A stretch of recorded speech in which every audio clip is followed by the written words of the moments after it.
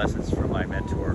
People are asking me a lot lately. They see some high-profile resignations and people leaving their CIO positions or CXO positions, and they're asking me, what's up? And I'm not sure it's anything different than a regular cycle. I think there's a lot of pressure, for sure, on performance, and with cybersecurity coming front and center in a big way. I think there's a lot of interference that happens from that, things that go on.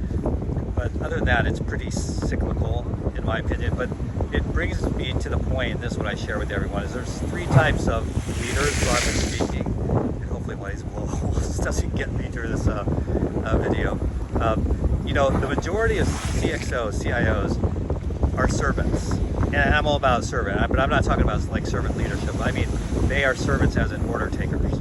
So they serve their organization, they serve, the chief medical officer, the chief nurse officer, the CEO, the CFO, name all the peers, but they are subservient to them, meaning they take orders. And it's good, right? In some organizations, that's what's required, and some CIOs are really good at that. In fact, I think the majority are pretty good at that, maybe too good at that. And so they take those orders, and they try to fulfill those orders. And it's something you can never really do because there's always too much demand. Supply definitely doesn't meet the demand. There's more demand than supply. So if you're a servant, you think you're doing good, and it's kind of conservative, but you'll never be able to satiate the needs of the organization. So the servant types, and again, it's going to depend on the culture of organizations.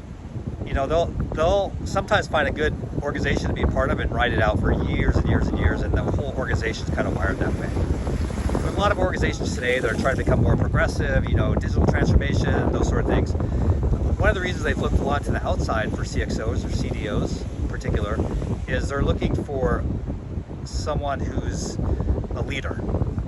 So I would say, 60% are sort of in that servant bucket, and I think about 30% are in that leader bucket. So again, they all have their pros and cons in terms of when you think about longevity in a role. It all depends on the culture of the organization, and you need to morph perhaps from servant to leader back to servant, depending what's going on, if you're wired that way.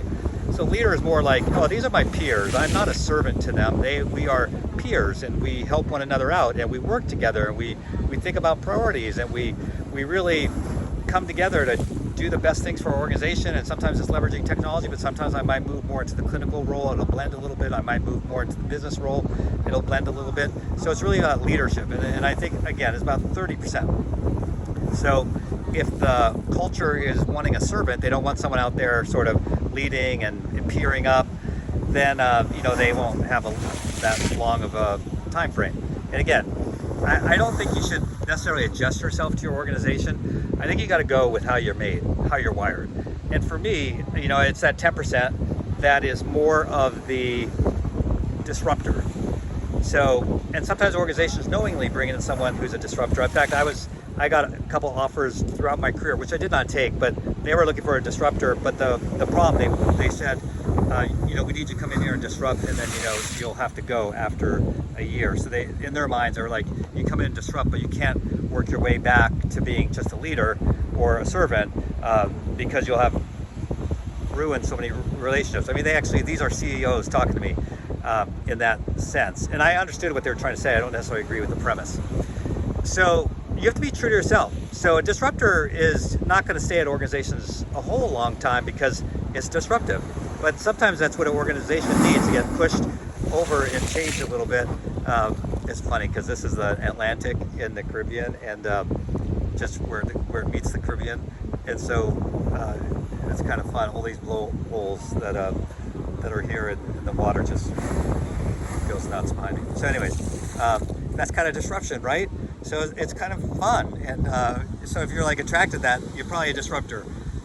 So that's how I usually explain it. It's like, every organization has different cultures. They're looking for different things at different times. So sometimes they're looking for that disruptor. Sometimes they're looking for that leader. Sometimes they're looking for a servant. So the message, and for what I learned from my mentors is, well, one, you got to know that going in. But let's just say you're hearing this now for the first time. You probably already knew this in your heart, but maybe not articulated this way. You got to decide if you're wired as a servant, they're wanting something else. You need to either transition to a leader or disruptor, or find a new gig. And I think, but organizations often they let their CIOs or CXOs go because there's a mismatch there. So it's really good to know how you're wired and how you enjoy your role in the different aspects that I'm talking about. So that was really important counsel that I received, because I was just trying to figure it out myself, because I was in one organization and I acted a certain way as a leader, but then another organization, they didn't want that. It was very clear they didn't want that. And then I've had the same thing where I came in as a disruptor, and that was really hard for some as well. And so you'll run into all sorts, but the good thing is to know yourself first, align who you are, how you're wired with the organization, and just say no. Like if you're getting recruited and there's a mismatch there, don't do it, because you won't be happy, they won't be happy. So look for an organization that is wired the way that you are. But also you do need the ability to be agile, and there'll be periods of time where you have to work in all three. So you'll have to, if you are a disruptor, sometimes you need to be just that leader for a while, for a season, stay on the servant side. So you need to be able to go up and down all three. Very hard to do, because again, I think a lot of it is natural one. that's coming up. This will be the episode where, hey, what happened to Ed? Well, he was doing this video. One of those, it's those Instagram people, right, that die because they're like on the edge of a cliff or something, but it's not that dangerous here. But anyways, I hope that helps. It certainly helped in my career, still does today.